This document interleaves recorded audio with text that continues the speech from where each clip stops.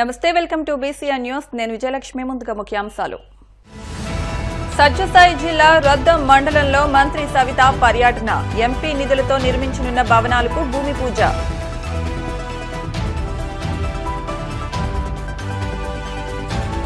AP తమిళనాడుకు మరో అల్పపీడనం ముప్పు. రైతుల్లో మొదలైన కలవరం.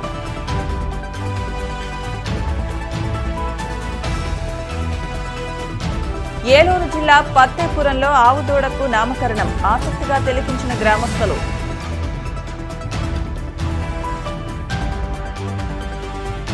సరైన భద్రత లేకపోవడం వల్లే థియేటర్ వద్ద తొక్కిసలాట. ఈ ఘటనకు బాధ్యులైన ముగ్గురిని అరెస్టు చేశామన్న పోలీసులు. సత్యసాయి జిల్లా పెనుకొండ నియోజకవర్గం రొద్దం మండలంలో మంత్రి సవిత పర్యటించారు. స్థానిక ఎంపీ నిధులు 15 లక్షల రూపాయలు శ్రీరాములు దేవాలయం కమ్యూనిటీ భవనానికి భూమి పూజ చేశారు. హిందూపురం పార్లమెంటు సభ్యులు పాదసారథి, మండలం టీడీపీ నాయకులు, కార్యకర్తలు ఘనంగా స్వాగతం పలికారు. కూటమి ప్రభుత్వ హయాంలో సదుపాయాల కల్పనపై దృష్టి సారించినట్లు తెలిపారు. ఎన్నికల సమయంలో తక్కువ సమయం ఉండడంతో నేను డోర్ టు డోర్ తిరగపోయినా మీరే మా సవితమ్మ, మీరే మా పార్థసారథి అని చెప్పి ఇద్దరికి ఇంటింటికి మీరే ఓటు అడిగి ఓటు వేయించి అత్యంత మెజార్టీతో గెలిపించిన మీ అందరికీ మరొకసారి తెలియజేస్తున్నా. మరి ఇది మంచి ప్రభుత్వం అని చెప్పడానికి ఇది ఒక నిదర్శనం. ఎస్సీ గారికి, డిఈ గారికి మరియు విద్యుత్ శాఖ మంత్రి గొట్టిపాటి రవి గారికి ఈ వేదిక ద్వారా ప్రత్యేకమైన ధన్యవాదాలు కూడా తెలియజేస్తున్నాం. ఎందుకంటే అతి తక్కువ కాలంలోనే గత 5 సంవత్సరాలుగా వైసీపీ గవర్నమెంట్ లో 2 సబ్ స్టేషన్లు చేశారు. 5 నెలల్లోనే మనం 20 సబ్ స్టేషన్లు ప్రపోజల్ పెట్టాం. 2 సబ్ స్టేషన్లు భూమి పూజ చేస్తున్నాం. దగ్గరలో మరికొన్ని 3 సబ్ స్టేషన్లు భూమి పూజ చేయడానికి అవకాశం కల్పించిన గొట్టిపాటి రవీంద్ర గారికి కూడా ప్రత్యేకమైన ధన్యవాదాలు. అదేవిధంగా మా తండ్రి గారైన రామచంద్రారెడ్డి గారు అప్పుడు మంత్రిగా ఉన్నప్పుడు అక్కడ పోల్ సెంటర్ ఒకటి ఓపెన్ చేశారు. మళ్ళీ అది క్లోజ్ కావడంతో మళ్ళీ అది ఉపాధి కూడా కల్పిస్తాం. దాంతో పాటు చాలా పోల్స్ డిమాండ్ కూడా ఉందని మన విద్యుత్ శాఖ మంత్రి గారికి తెలియజేశాం. అది కూడా దగ్గరలో మనకు శాంక్షన్ చేయబోతున్నారన్న విషయాన్ని కూడా మీకు తెలియజేస్తున్నాం. ఇది ఒక మంచి ప్రభుత్వం. మన ప్రభుత్వం 5 నెలలు రాగానే 5 నెలల్లోనే మనం అనేక సంక్షేమ కార్యక్రమాలు చేసుకుంటున్నాం. ఒక పక్క మన రొద్దం మండలంలోనే సుమారుగా 5 కోట్ల నిధులతో 5.5 కోట్ల నిధులతో సీసీ రోడ్లు మరి కలవట్లు అన్ని చేసుకుంటున్నాం. దొరగట్ట పంచాయతీలో కూడా 33 లక్షలతో సీసీ రోడ్లు కూడా మనం ఏర్పాటు చేశాం. అదే విధంగా మరి ఇక్కడ కూడా 3 కోట్ల రూపాయలతో ఈ రోజు మనం సబ్ స్టేషన్ నిర్మాణం చేయబోతున్నాం. అందువల్ల నాణ్యతమైన కరెంటు మనకు వస్తుంది. ఏదైతే మన ముఖ్యమంత్రి గారు 9 గంటల నాణ్యతమైన కరెంటు మనం ఇవ్వబోతున్నాం అన్న విషయాన్ని కూడా మీకు తెలియజేస్తున్నాం. ఇళ్లకు కూడా 1500 ఇళ్లకు ఈ రోజు సబ్సిడీ గా మనం కరెంటు కూడా ఇవ్వగలమన్న విషయాన్ని కూడా మీకు తెలియజేస్తున్నాం. మరి ఇది తక్కువ కాలంలోనే రాష్ట్రం అప్పుల్లో ఉన్న మన ముఖ్యమంత్రి గారు మాట ఇచ్చిన ప్రకారం మాట నిలబెట్టుకున్న ముఖ్యమంత్రి మన చంద్రబాబు నాయుడు గారు ఆ రోజు తొలి సంతకం మెగా డిఎస్సీ అన్నారు. తొలి సంతకం మెగా డిఎస్సీ చేసి చూపించిన ఘనత మన ముఖ్యమంత్రి చంద్రబాబు నాయుడు గారు. భారతదేశంలో ఎవరు ఈయన పెన్షన్ 4,000 పెన్షన్ ఇస్తున్నారు. ఆంధ్రప్రదేశ్ లోనే 4,000 పెన్షన్ ఇస్తున్న ఘనత, ఇంటి వద్దకే 4,000 పెన్షన్ ఇస్తున్న ఘనత మన ముఖ్యమంత్రి చంద్రబాబు నాయుడు గారు. అదేవిధంగా వికలాంగులకు కావచ్చు, ఒక పక్క 100% రిటర్న్ కావచ్చు, ఒక పక్క ఉచిత ఇసుక ఉన్నాం, ఉచిత ఇసుక ఇచ్చాం, అన్నా క్యాంటీన్లు మొదలు పెట్టాం, మెగా డిఎస్సీ ఇచ్చాం. మరికొన్ని పరిశ్రమలు కూడా మన జిల్లాకు రాబోతున్నాయన్న విషయాన్ని కూడా మీకు తెలియజేస్తున్నాం. 5 నెలల్లోనే మనం పోలవరం పనులు మొదలు పెట్టాం, అమరావతి పనులు మొదలు పెట్టాం. అనేక మందికి ఏదైతే మన యువ నాయకుడు నారా లోకేష్ గారు 20 లక్షల ఉద్యోగాలు ఇస్తామన్నారో కాలుకు బలతో పట్టుకొని దేశ విదేశాలు తిరిగి పరిశ్రమలు మనకు వస్తున్నాయంటే అది మన బ్రాండ్. ఏం బ్రాండ్ అంటే అది చంద్రబాబు నాయుడు బ్రాండ్. ఆ బ్రాండ్ నుంచి క్యూ పడుతున్నారు, పరిశ్రమలు వస్తున్నాయి. కాబట్టి మీరందరూ ఏపీ తమిళనాడుకు మరో అల్పపీడనం ముంపు పొంచి ఉంది. ఆగ్నేయ బంగాళాఖాతంలో అల్పపీడనం కొనసాగుతుంది. ఇది వచ్చే 24 గంటల్లో పశ్చిమ వాయువ్య దిశగా కదులుతూ మరింతగా బలపడే అవకాశం ఉంది.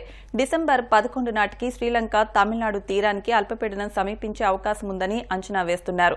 దీని ప్రభావంతో డిసెంబర్ 15 వరకు తమిళనాడు, పుదుచ్చేరి, ఏపీలోని కొన్ని జిల్లాల్లో మోస్తారు వర్షాలు కురుస్తాయని ఆంధ్రప్రదేశ్ రాష్ట్ర విపత్తుల నిర్వహణ సంస్థ ప్రకటన విడుదల చేసింది. కోనసీమ, ఉమ్మడి ఉభయ గోదావరి, ఎన్టీఆర్, కృష్ణా, గుంటూరు, పల్నాడు, బాపట్ల, ప్రకాశం, రాయలసీమ జిల్లాల్లో మోస్తారు వర్షాలు కురిసే అవకాశం ఉంది. మత్స్యకారులు చేపల వేటకు వెళ్లొద్దని హెచ్చరించింది.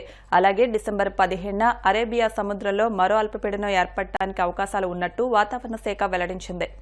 కోట్లాది రూపాయల ప్రసాదనంతో గత ప్రభుత్వ హయాంలో నిర్మించిన రిషికొండ ప్యాలెస్ భవనాలను సద్వినియోగపరిచే కూటమి ప్రభుత్వం చర్యలు చేపట్టాలని Visakha Buddhist monuments protection committee కోరింది. ఈ మేరకు విశాఖ దక్షిణ నియోజకవర్గ ఎమ్మెల్యే వంశీకృష్ణ శ్రీనివాస్ను కలిసి సభ్యులు వినతి పత్రాన్ని అందించారు. అనంతరం సభ్యులు వెంకటరమణ మాట్లాడుతూ ఏపీకి ప్రత్యేకంగా మ్యూజియం లేదని ఈ భవనాన్ని మ్యూజియంలా ఏర్పాటు చేయాలని కోరారు. నా పేరు Kothapalli Venkataramana. Buddhist monument protection committee సభ్యులందరూ కూడా ఈరోజు ఎమ్మెల్యే గారైనటువంటి శ్రీ వంశీకృష్ణ శ్రీనివాస్ యాదవ్ గారిని కలవడానికి వచ్చాం. కారణం ఏంటంటే గత ప్రభుత్వంలో జగన్మోహన్ రెడ్డి గారు ఋషికొండ కొండపైన పర్యావరణాన్ని కూడా పక్కన పెట్టి ఒక ప్యాలెస్ నిర్మాణం జరిగింది. ఆ ప్యాలెస్ ప్రజాధనంతో కోట్లాది రూపాయలతో అత్యున్నతమైన ప్యాలెస్ ని నిర్మాణం చేసింది ఆనాటి ప్రభుత్వం. ఈనాటి ప్రభుత్వాన్ని మేము కోరుకునేది ఏంటంటే కోట్లాది రూపాయలు ప్రజాధనంతో కట్టిన ప్యాలెస్ ని రాష్ట్ర మ్యూజియం గా చేయాలని మేము కోరుకుంటున్నాం.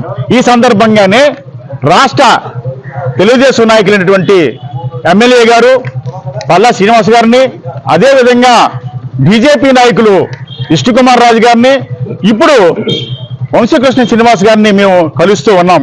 కారణం ఏంటంటే కూటమిలో ఉన్న ప్రభుత్వం, ఈ కూటమి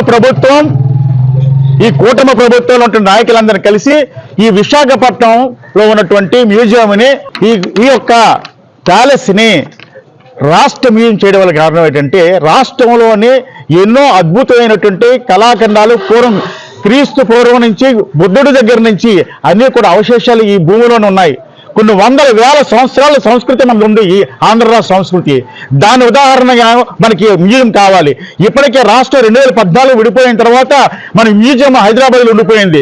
కానీ రాష్ట్రానికి ఈ రోజు వరకు కూడా మనకి మ్యూజియం లేదు. కాబట్టి రాష్ట్ర రాజధాని కోసం ఈరోజు ఈ ప్రభుత్వం ఎంతైతే కృషి చేస్తుందో ఈ రాష్ట్ర మ్యూజియం కూడా కావాలి. కాబట్టి అత్యున్నతమైనటువంటి ప్లేస్ కాబట్టి దాన్ని ఇక్కడ ఏదైతే విశాఖపట్నం ఉందో విశాఖపట్నంలో ప్యాలెస్ ని రాష్ట్ర మ్యూజియం చేసి మన చరిత్రని ఖండాంతరాలు కూడా తెలియజేయాలని నేటి కూటమి ప్రభుత్వానికి తెలియజేయడానికి ఈ రోజు ఎమ్మెల్యే అయినటువంటి వంశీకృష్ణ శ్రీనివాస్ గారిని కలవడానికి వచ్చాం.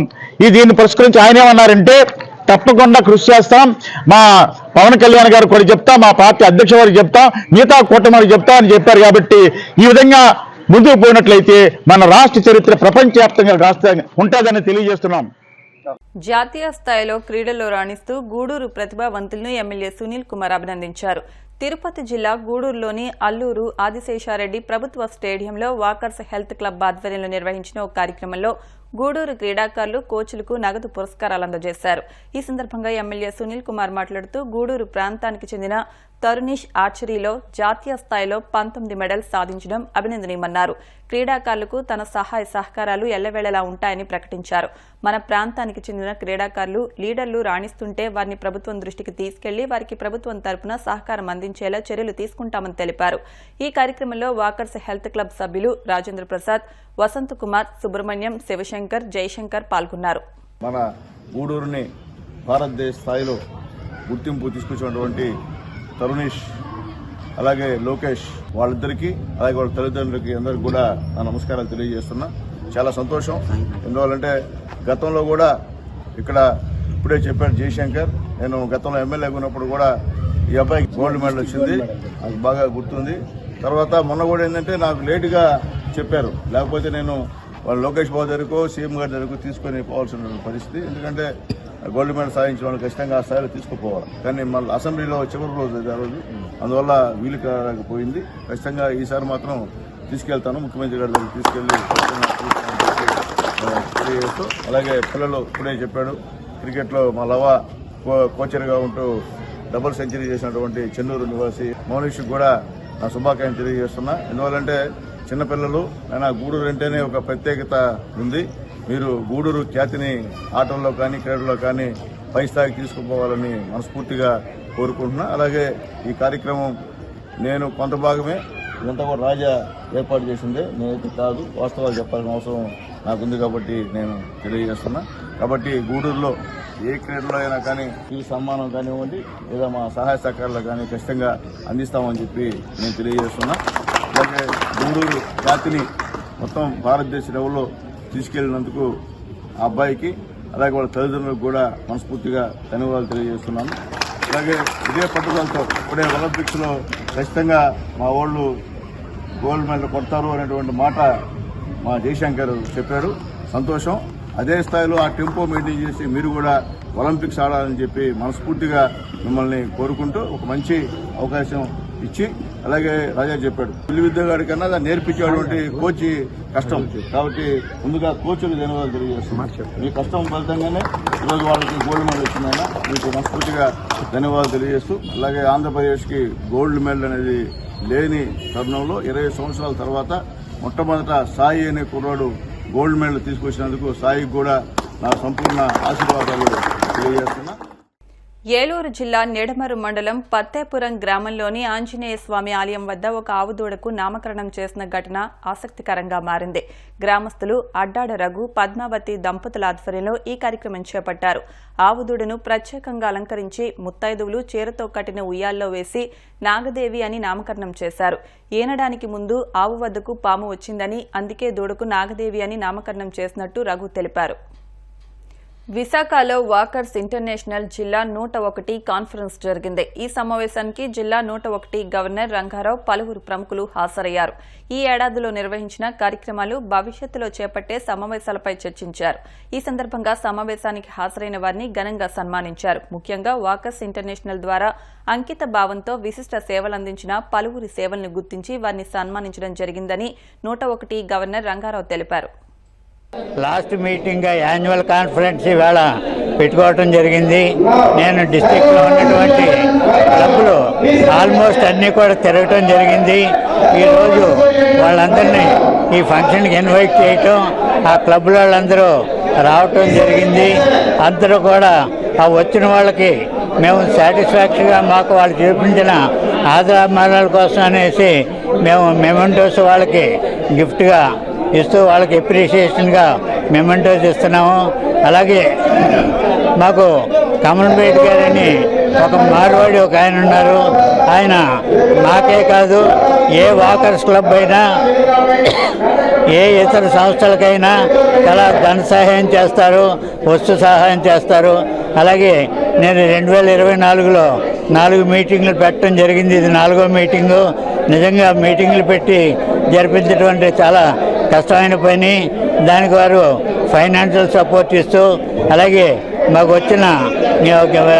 వచ్చినటువంటి పార్టిసిపెంట్స్కి ఈ రిటర్న్ గిఫ్ట్లు ఇస్తూ ఆయన ఈ సంవత్సరం బ్యాగ్స్ ఇచ్చారు, ట్రావెల్ బ్యాగ్స్ ఇచ్చారు. అలాగే మాకు ఫైనాన్షియల్గా సపోర్ట్ చేస్తూ ఉంటున్నారు. కాబట్టి వారికి ధన్యవాదంగా మేము ఈవేళ ఆయనకి ఒక రిస్ట్ వాచ్, వెంకటేశ్వర స్వామి డిజిటల్ ఫోటో, ఇంకా ఆయనకి మా టీం అందరి తరఫున ఈ సన్మానం చేయటం జరిగింది. నాకు టీమ్గా మా పురుషోత్తం గారు, బల్లెటి సత్యనారాయణ గారు, అలాగే ఏసీహెచ్ అప్పారావు గారు, మందారు సత్యనారాయణ గారు, త్రినాథ్ గారు, ఇంకా ఎందరో ఉన్నారు. వాళ్ళందరి సహకారంతో మేము ఈ వర్క్ చేయడం జరిగింది. మాకు ఈవేళ ఇంత బాగా మేము ఈ కార్యక్రమం జరుపుకుంటున్నామంటే డిస్టిక్లో ఉన్నటువంటి వాకర్ క్లబ్స్ ప్రెసిడెంట్లు, సెక్రటరీస్, ఆ క్లబ్ సభ్యులు అందరూ అభిమానంతో మేము ఈరోజు ఈ కార్యక్రమం చేసుకోవటం జరుగుతుంది. ఇప్పుడు కాసేపు ప్రకటనలు.